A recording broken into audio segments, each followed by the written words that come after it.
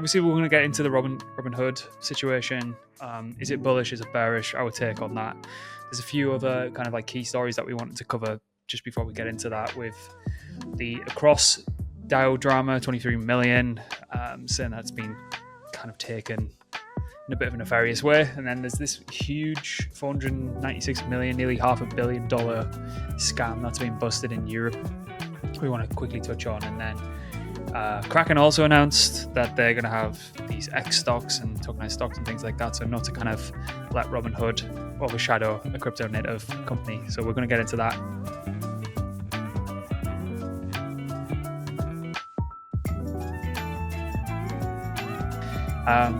But yeah, first, should we get into it? Let's go for the across drama that came across the desk, I think towards 3 or 4 days ago. So like, just to give people a rough idea of what's going on, 23 million DAO drama did across protocol inside a rig the vote.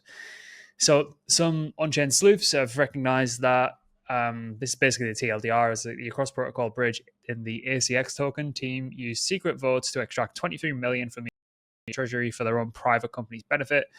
It looks like these tokens had been, there's a bit of DAO theater going on there. So there's been a lot of swaying with the votes. It's hit quorum. And then over a series of different votes, there's been around 23 million basically siphoned off to this Risk Labs, which is registered in the Cayman Islands. Like, first of all, just don't do anything on chain. Like, people are always watching. And I always did wonder, like, I'm pretty sure I wrote a short thesis on why I think Across is a really, really good product. Tokens don't always correspond to the product, but I always did wonder why this token never did really, really well. Might have been because there's $23 million worth of fucking sell pressure going on it. Any takes on this one? I think it's always interesting stuff around DAOs generally, because you do find that the kind of decentralized aspect isn't always as it seems, and this is another case in point of that. So maybe we can change the DAO to CAO, but I think like this was something that happened more so last cycle. You had a lot of DAOs that ultimately rugged or just found ways to move treasury funds from treasury wallets into their own hands. And this, unfortunately, is another case of that. I'm not sure how you get around this totally, because people are becoming slightly better over time at obscuring their movements on chain. But as you say, usually, the truth does come out in the end. But this is another case in point of a DAO that's gone tits up, really. Yeah, I mean, I think it was probably maybe even 2 years ago now. Do you remember the risk-free value raiders who would go into Discord and kind of act as like these activist investors, where token price would be so low that the token market cap was less than the net asset value of all the tokens in specific teams' treasuries? And I think Aragon was a big one. There's a few more. But if shit like this is going to happen, I know like across market cap's quite high, but some like activist investor type shit, like, so when people cry about it, when there's shit like this going on all day every day, it's like I have zero sympathy. So but what's really annoying about this is Across is a really good product, so it's pretty difficult to see where you land on it.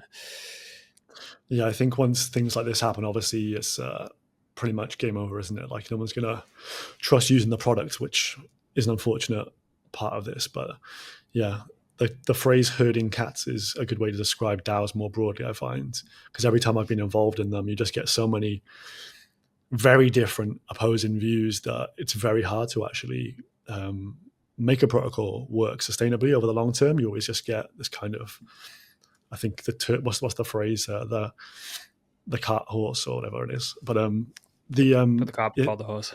That's the one. So yeah, it's not the best, but I don't think this ends in a positive light, does it? So RIP, I think. Yeah, I just think from a pure incentives perspective, DAOs are like structured terribly. Because I've seen like there's a few more proposals popped up on Arbitrum forum. Arbitrum has been raided. Like, it's been absolutely sodomized over the years for ARB incentives given out to teams in the return for promise of maybe some form of activity that was going to be somewhat bullish, but it's just never really amounted to anything, if I'm being completely honest. And there's loads of these people that will go kind of like governance forum farming, where they'll try and position themselves as someone who can kind of fulfill the need for like an exorbitant amount of money. A lot of teams will do it across multiple different subsidiaries, no names mentioned. But yeah, it's just a bit shit, isn't it? I just think it's a terrible like format, particularly if you're like an early stage startup, which the vast majority of the industry is, giving kind of like decision making rights over to some probably like Cheeto fingered neat that's sat in his boxes, like got nothing better to do and sit on a fucking governance forum and try and tell Argue people. educated people. It's like fucking come on. So yeah, I think it's inherently stupid, and as I say, it creates a situation where you can get this theater that goes on and creates this opaqueness, and a couple of million goes missing here and there. All be forgotten by next week, I'm sure. Oh yeah, probably already has been forgotten. We just brought it up again.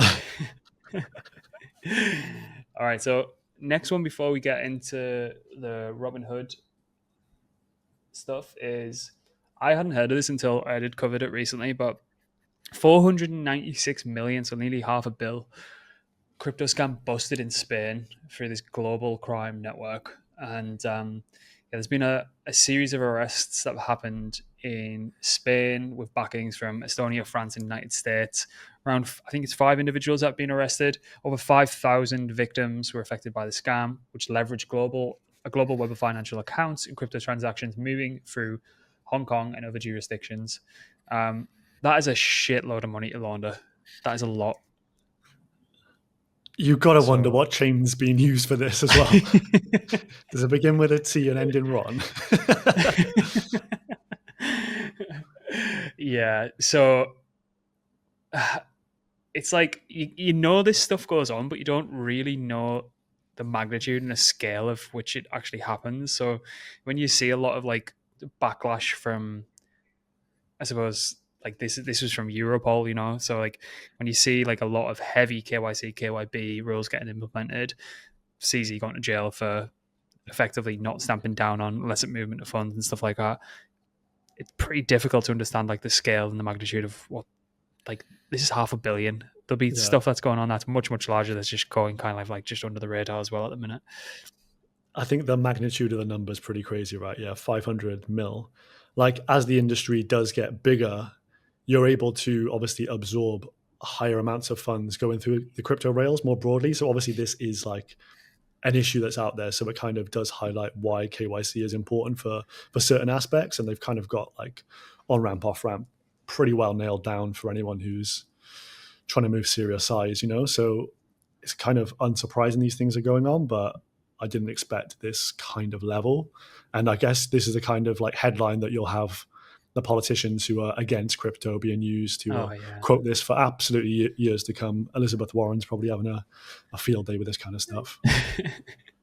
Yeah, like you expect like we've been in Asia for a while now, and it's like you see like the OTC desks and like the exchange shops that you typically associate with, like if you had some dollars or pounds and you wanted to get them into a local currency like Thai baht or whatever, wherever you are in the world, you expect like a couple $100 here and there, and then a lot of people accepting USDT now. Yeah, not to this scale though. Like 500 million is a lot. It's a huge fucking web. And the thing is, I appreciate that there probably needs to be some form of KYC or KYB, but there's also like multiple different ways that you can kind of go and approach that without ending up having a situation with what's happened with Coinbase recently, where pretty sure you're still getting the texts. I know a lot of other people are still getting the texts, doxing names, balances, addresses. Like you can do this through like there's a shitload of encryption mechanisms that you could actually go and do this, where you could actually take that KYC, I suppose, on-chain passport, and if it's registered, if it's up to date, then it's like a yes. You don't need to understand what's going on behind the scenes, but you can get access to like opportunities or exchanges without having to give away all your fucking valuable information. So it just feels like until something seriously happens, then we're just going to be stuck in this fucking weird state of giving away too much information. Maybe decentralized identification will take off in the not too distant future, but we can't let that be a WorldCoin initiative. Oh yeah, definitely not. I'm not letting Sammy Altman scan me. Did kind of just have that kind of experience then as well, because I signed up, as we segue into kind of Robinhood, signed up for the application then, and there is a kind of quick process whereby they'll share your biometrics with them out the gates. I think they approve your account straight away, or you can check a box for a longer manual process, and then you submit a picture and then your ID, which I went down that route because I was like, I don't particularly want to have my face scanned, and then I don't know where that information goes, But goes I think directly to Vlad's phone, and he just approves or disapproves it. he's got Tinder, left or right. He's wearing gold chain. Approve. He might have some money. Yeah. All right. We'll get to the Robinhood stuff, but yeah, that's a fucking naughty little story. Before we do that, apologies. You're going to be hit with an ad, so we'll see you after a quick break.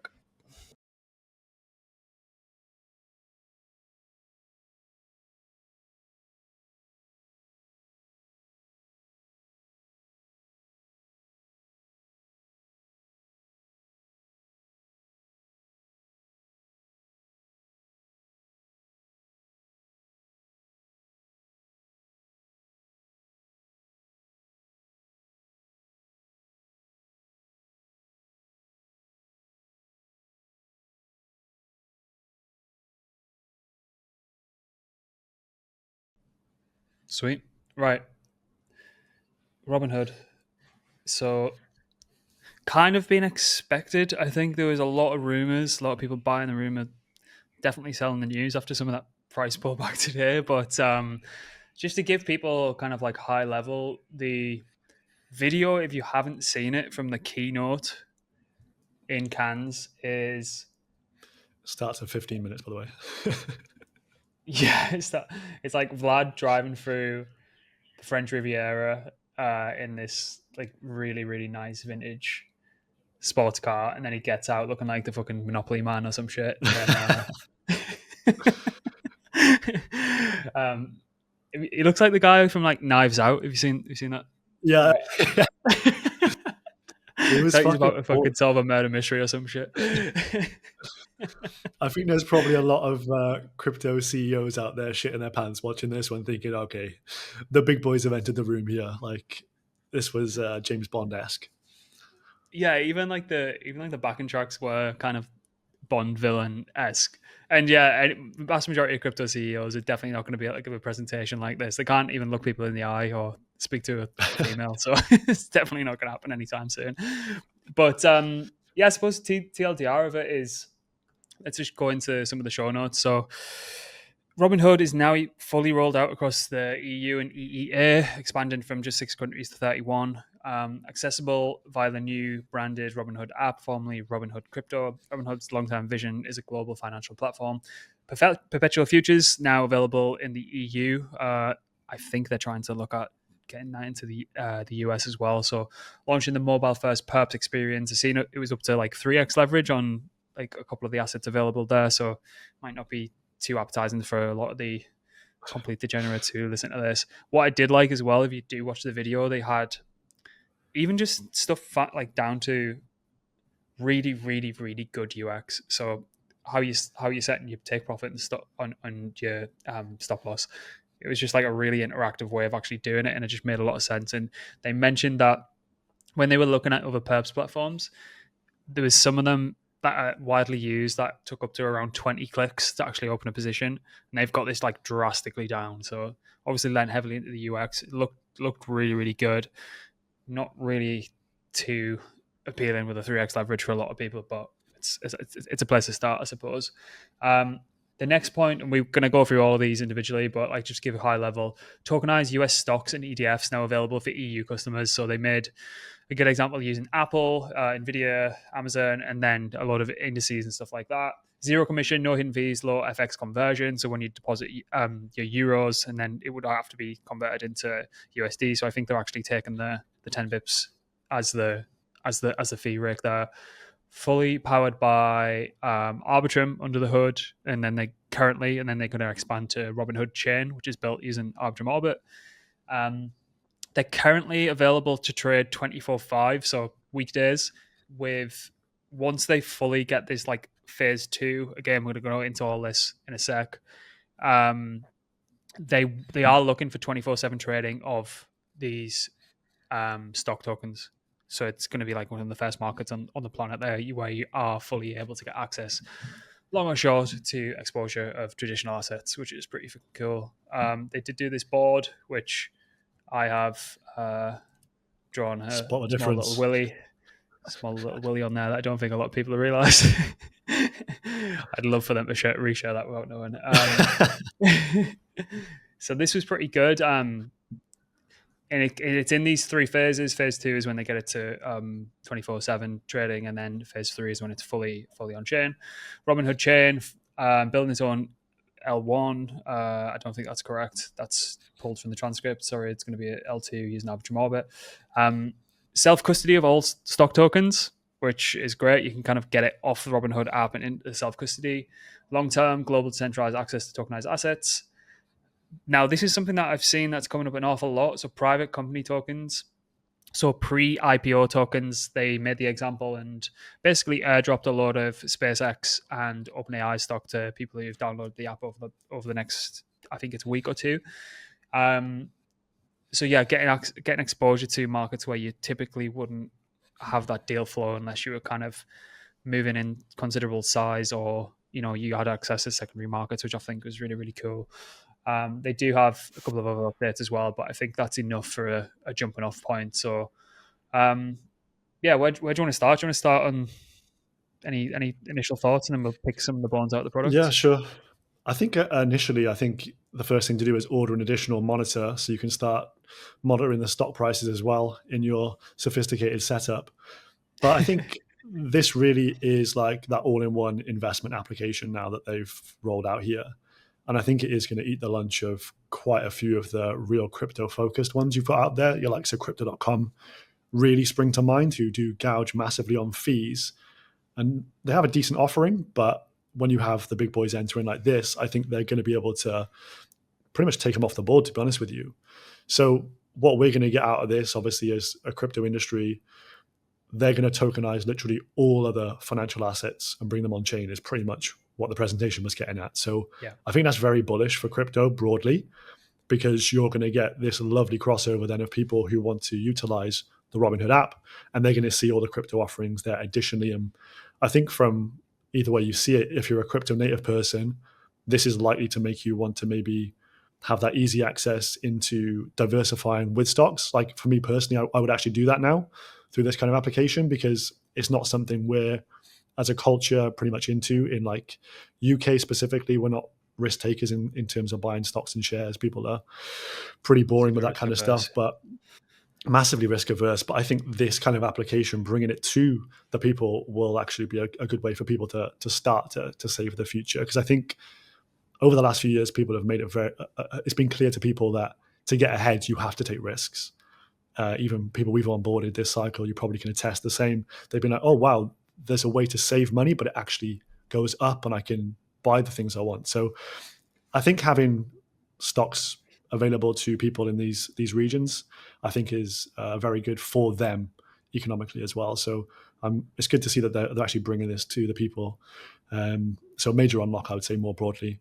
But the presentation, I'd say, just like they came over as supremely competent, goes through the kind of mint and burn function of the stocks and how they move through brokerage. So I think this is a level up versus some of the competitors you're going to see over the next few days and hear about. Yeah, super.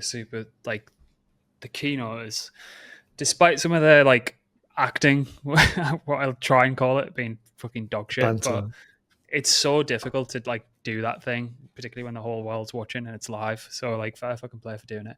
But yeah, it's that step change, isn't it? It's like, right, the big guys are here to play now. So if you're not doing a better product, marketing it better, and you haven't got better distribution and lower fees, you're gonna get spanked. You really are.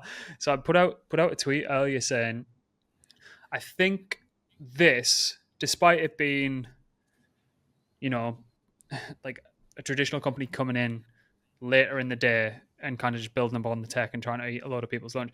I think there's pros and cons to that. And I think what it will do, particularly with the exposure to basically any asset on the planet, whether that be equities, commodities, pre-IPO stuff, I think that now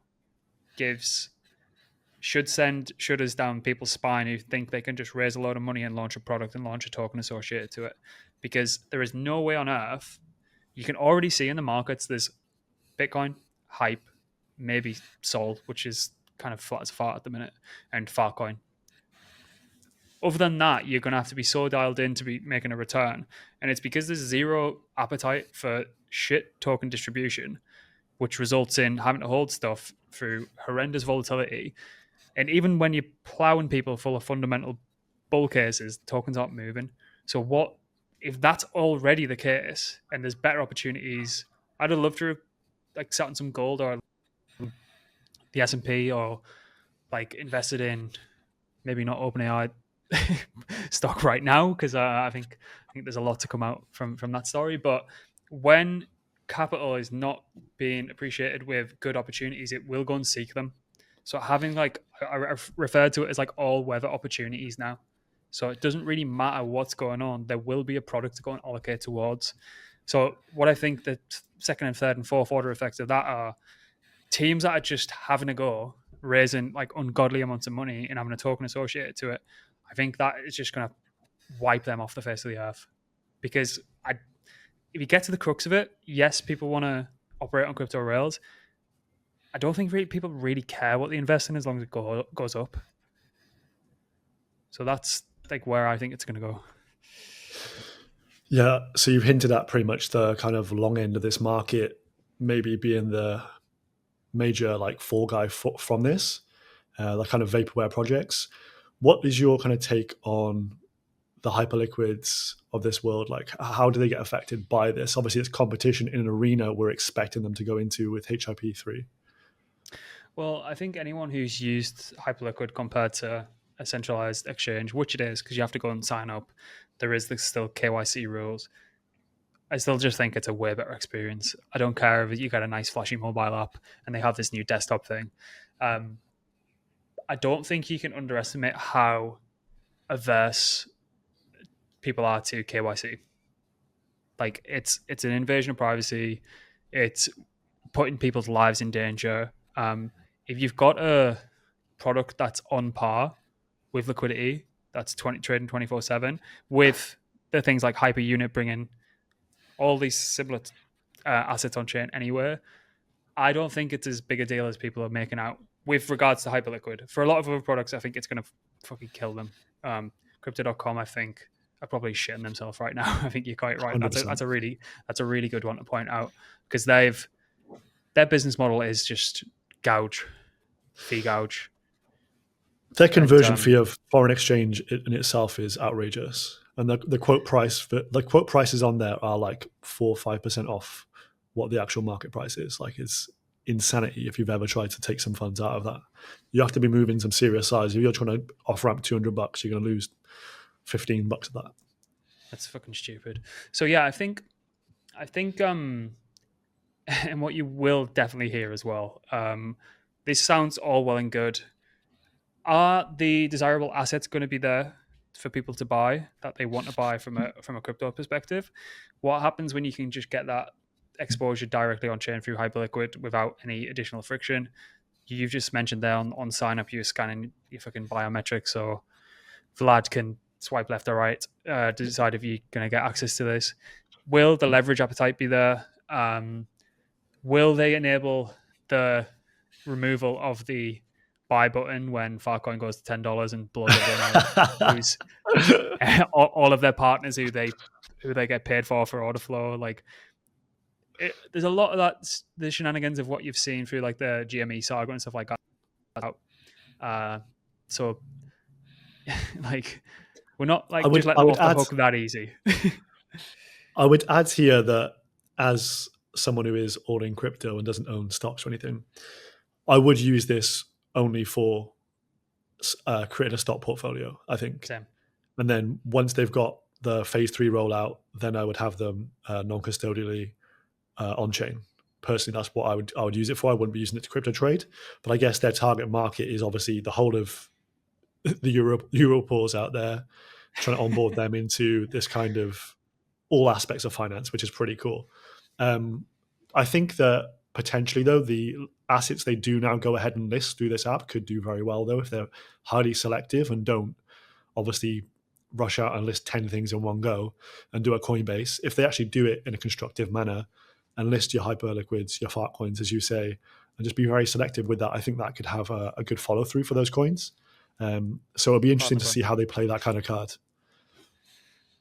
Yeah. So I'm more bullish on the tokenization of stocks than I am the crypto offering, to be honest. I love the fact it's on crypto rails. There are still some KYC hurdles that is like this middle ground between permissionless and permission that I don't necessarily like. But it is that this is the right opportune time for these products to actually come to market. And if it's a gateway drug for people to kind of figure out the app and then come on chain, like everyone said how bullish that was for Base having their own L2.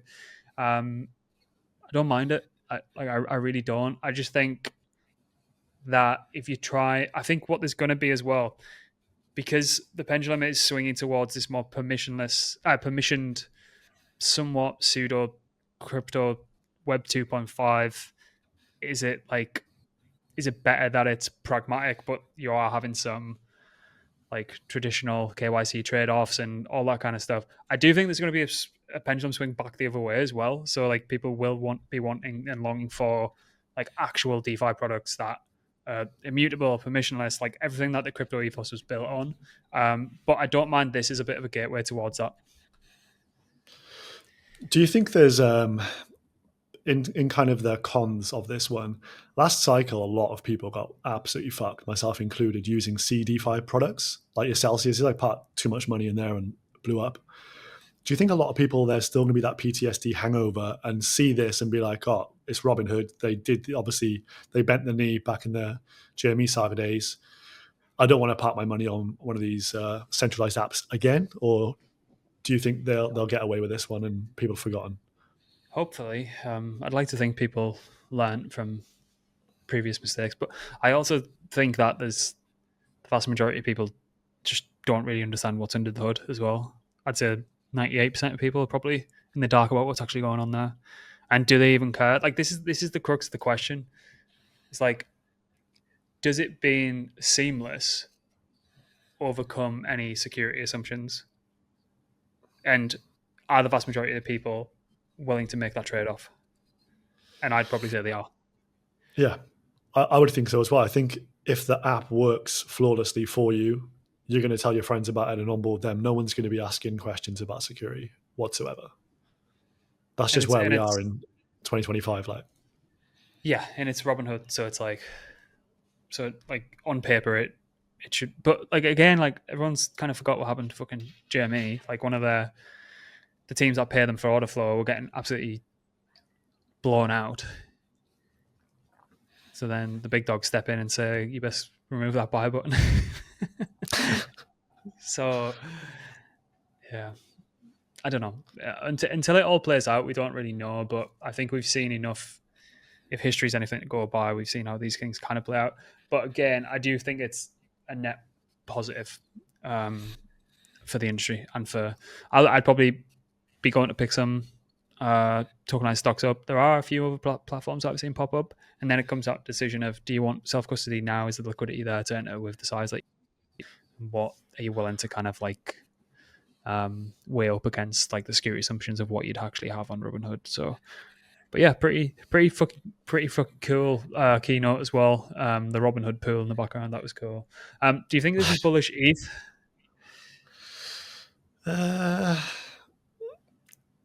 they've got a large staking offering and they've got incentives around that.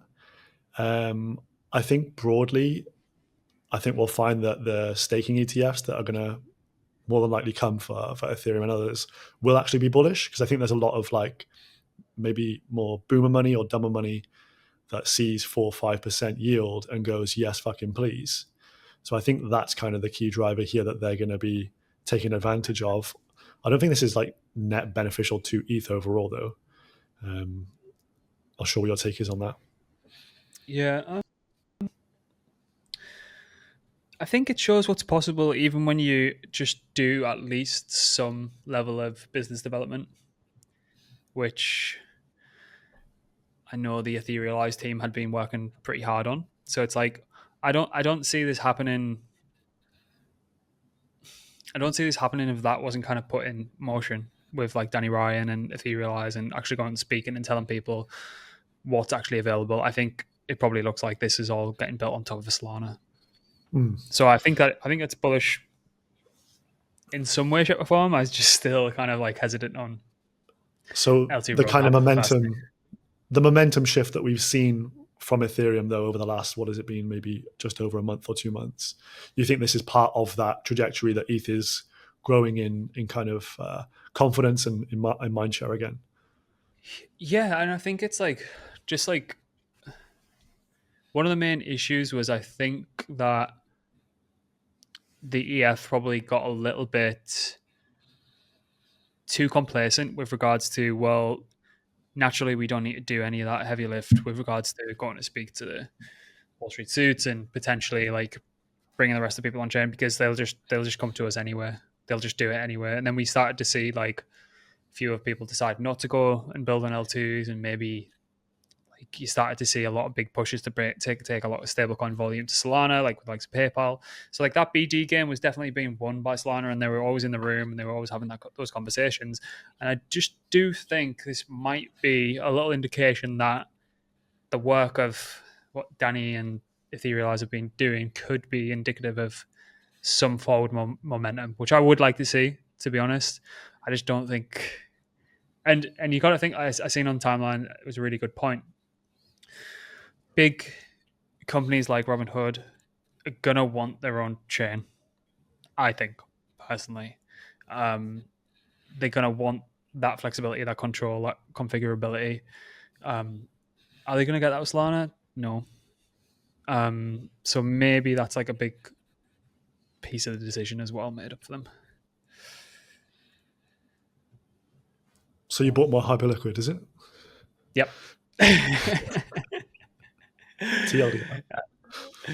So there were a few other points that Ed's mentioned in here. There's going to be some boost for using the platform early. Staking has gone live, as you mentioned, guys, for ETH and Solana. There will be like a match deposit of 2%, up to a 500 million deposit target. And Cortex is this AI assistant, which I think will be kind of like talking people through the markets if they want that.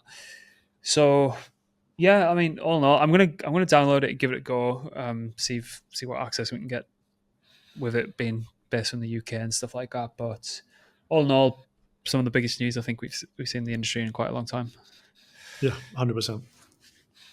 Cool. So let's not forget about Kraken, because this launched the same day, and it feels like it definitely got overshadowed. But effectively, Kraken have brought US stocks on chain, and that's through this X stocks. So you might actually see a lot of this going across the timeline. It's actually really, really good. I've been having a look earlier. There's like Tesla X, and they're basically all suffixed by like a lowercase s X. Sorry.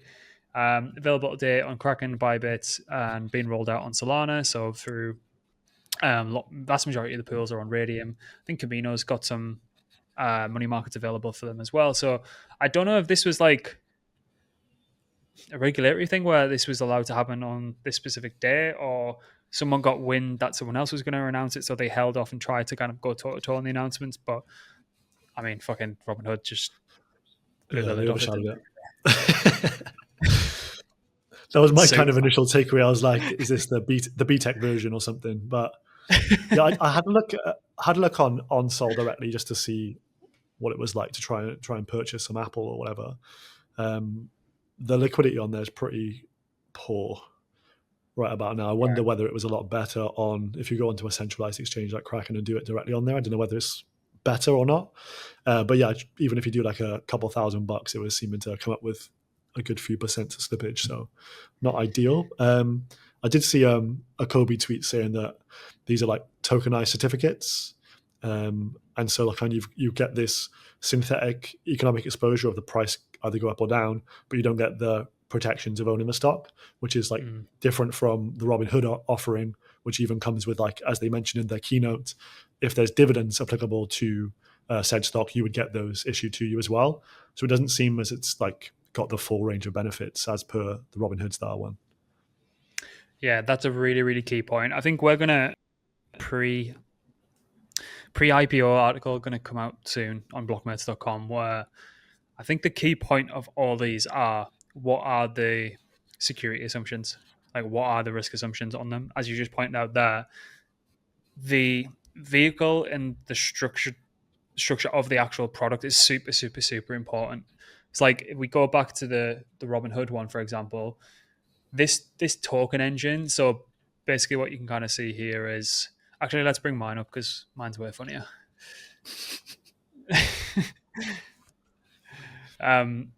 Basically, what you're seeing here is if you're the user here with a massive fucking rock on, The lengthier torso. yeah, you're really, really excited. You want to buy Apple, it goes to the Robinhood backend, then gets sent to a US broker, and then they purchase the one share with the TradFi market maker. And then this gets sent to the US broker, which then goes to this token engine. So a token engine is just mint and redeem, similar to how Tether do with USD comes in and they mint USDT. So this is the really, really key part of what you just mentioned is once that once the stock is bought and then the token engine is activated and you mint basically the synthetic stock, the token, the stock token, that is what then gets distributed back to your app on Robinhood. So for every one stock, there is like a mint redeem function, redeemable 1-to-1. So the next phase of that, when stuff does come on chain and you can start trading them on Bitstamp, and then you can actually start withdrawing it and having self custody, which is phase 3 when Robinhood chain goes live. That's when you definitely want those security assumptions, right? You definitely want, you don't just want like a nice exposure to some form of like a nice to have, a nice receipt. You want to know what's actually going on under the hood to kind of give you a little bit of confidence that if any one of these people who are holding your asset goes bust, then you can actually get back your money. So that's a really key point that I think people need to look into.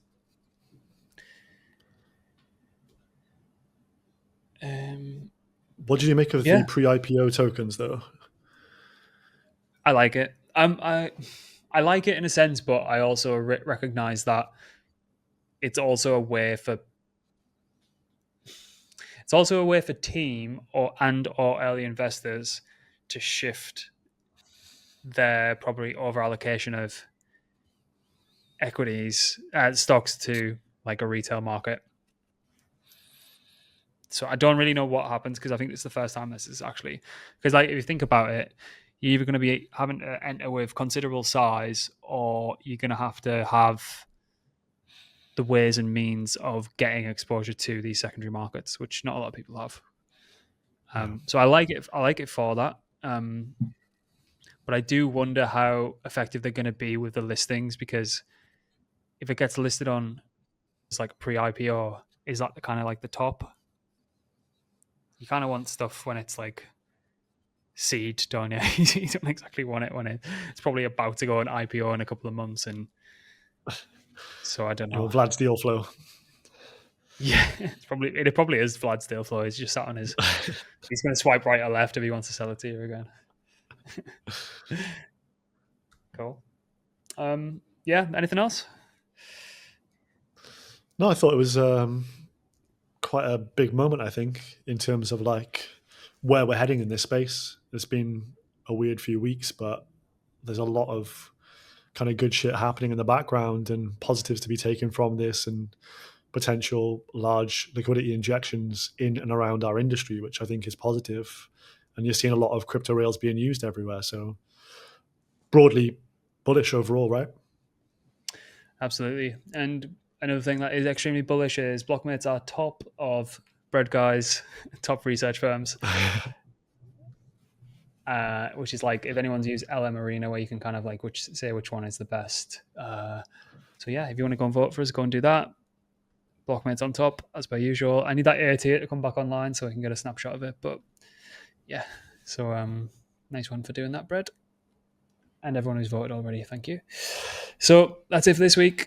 This will be up on YouTube probably tomorrow once Henry's did his magic with it. And yeah, it is on the Blockmates podcast channel, separate to the Blockmates channel. So if you want to go and be exposed to that every single week, we're not going to be doing live ones every week. I just thought it was like an opportune moment to do that. So if you want to kind of get access to this, go and find it on the Blockmates podcast live feed on YouTube. And yeah, we'll see you next week. Over and out.